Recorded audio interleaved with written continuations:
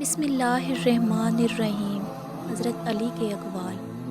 حضرت علی نے فرمایا، جب تم بغیر کسی وجہ سے خوشی محسوس کرو تو یقین کر لو کوئی نہ کوئی کہیں نہ کہیں آپ کے لیے دعا کر رہا ہے۔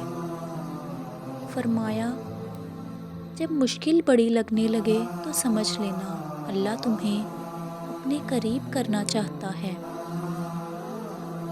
جب دعائیں قبول ہوتی نظر نہ آئیں تو سمجھ جاؤ اللہ تم سے رابطہ رکھنا چاہتا ہے، تو بس پھر اس پر بھروسہ رکھو۔ حضرت علی نے فرمایا، اگر تم پانی میں ڈوب رہے ہو اور تمہیں یاد آ جائے کہ وقت نماز ہے تو نماز کی نیت کر لو۔ دنیا کی محبت سے رب نہیں ملتا، لیکن رب کی محبت سے دنیا اور آخرت دونوں ملتی ہیں۔ جب دل تکلیف میں ہو تو سکون کے لیے سب سے بہتر جگہ سجدہ ہے، کیونکہ سجدے میں آپ اللہ کے بہت قریب ہوتے ہیں۔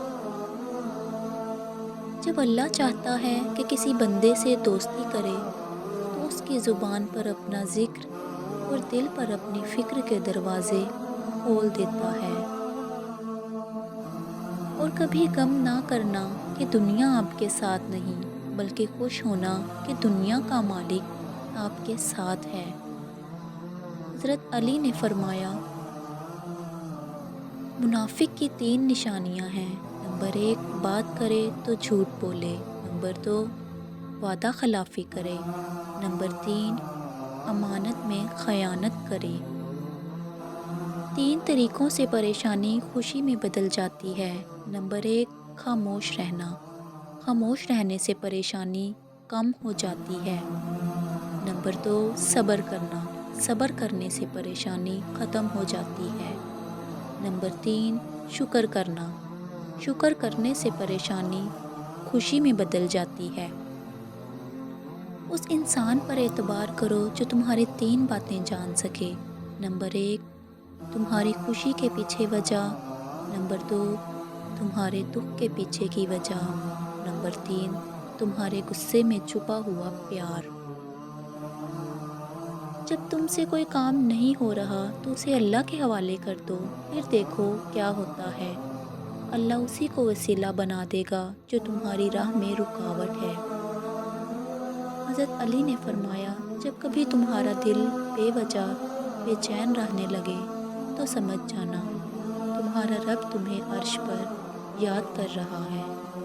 جب تم تھک جاؤ تو اللہ کے سامنے جھک جایا کرو، کیونکہ لوگ تھوڑی سی غلطی پر ساتھ چھوڑ جاتے ہیں، لیکن اللہ تھوڑی سی عبادت پہ تھام لیتا ہے۔ اپنی زبان کی تیزی اس ماں پر مت چلاؤ جس نے تمہیں بولنا سکھایا۔ دکھ میں کبھی بھی پچھتاوے کے آنسو نہ بہاؤ، کیونکہ تم وہ خوش نصیب ہو جسے اللہ نے آزمائش کے قابل سمجھا۔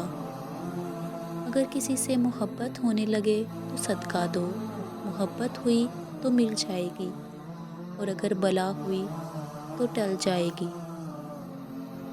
جب کسی کی سچی محبت معلوم کرنی ہو تو اس کے غصہ میں کیے ہوئے الفاظ اور جذبات دیکھو۔